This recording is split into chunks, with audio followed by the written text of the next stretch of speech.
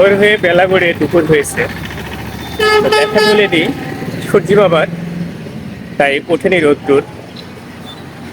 আর ঘন কুয়াশায় চাদরে ঢুকে আছে এখনো ভরপুর।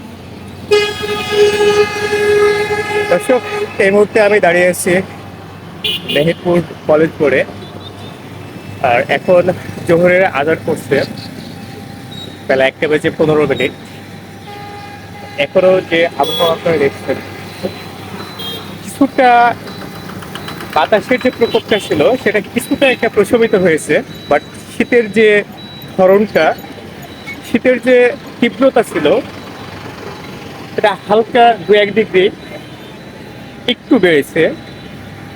তো জনজীবনে যে স্বস্তির প্রভাব সেটা কিন্তু এখনো মেলেনি। আপনাদের যদি একটু দেখাই, এখানে আমার সামনে অনেকগুলো রিক্সা আছে, কিন্তু অনেকগুলো রিক্সা আছে, তারা কিন্তু বেকার বসে অলস সময় পার করছে। লোক সমাগম অত্যন্ত কম, যার জন্য এখানে ভ্যান দেখছেন, অটো দেখছেন, সবগুলো কিন্তু খালি। একান্ত যারা ঘর থেকে বের হলেই না, শুধু তারাই বের হয়েছে তাদের নিজের প্রয়োজনে। চলছে না কোনো ব্যবসা বাণিজ্য, একেবারে স্থবির। এদের একক পেশার উপর নির্ভরশীল। আমি যেটা বলছিলাম, যেমন রিক্সাওয়ালা, ভ্যানওয়ালা, কিংবা মুদি ব্যবসায়ী, কিংবা চায়ের দোকান, সবারই একই অবস্থা। নাও হোটেল, রেস্তোরাঁ, কোনোটাই স্বস্তিতে নেই। জনজীবনে একটা অস্বস্তির দীর্ঘশ্বাস ফেলছে। এই আবহাওয়া যদি আগামী কয়েকদিন বিরাজ করে, তাহলে এই সকল শ্রেণী পেশার লোকদের দুর্দশার অবসান হয়তো ঘটবে না, আরও বাড়বে। তো যে যেখানেই থাকুন না কেন, এই শীতে যে কুয়াশার প্রকোপের মধ্যে আপনারা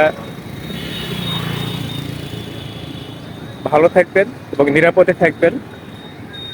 আরেকটা বিষয় বলি, আমি পুরো মেহেরপুর ঘুরে দেখেছি যে র্যাবিস ভ্যাকসিনের যে বিষয়টা, এই শীতের সময়ে বেড়ালের কামড়টা বা বেড়ালের আসর দেওয়াটা বেড়েছে। পোষা বেড়াল হোক বা বন্য বেড়াল হোক, আপনার যে রেক্সেট যে ভ্যাকসিনটা, ইনসেপ্টটা আপনার করে, এটা কোনো জায়গায় পাওয়া যাচ্ছে না। বা সেই বেড়ালে কামড়ালে যে ভ্যাকসিনটা, এটা মেহেরপুর জেলাতেই আপনার শর্ট সাপ্লাই আছে, কোনো জায়গায় এটা হদিশ মিলছে না। তো এই সকল প্রাণী থেকে আপনারা সাবধানে থাকবেন, আর আপনার পোষা বেড়াটিকে ভ্যাকসিনেশন করে দেবেন। তো সবাই ভালো থাকবেন।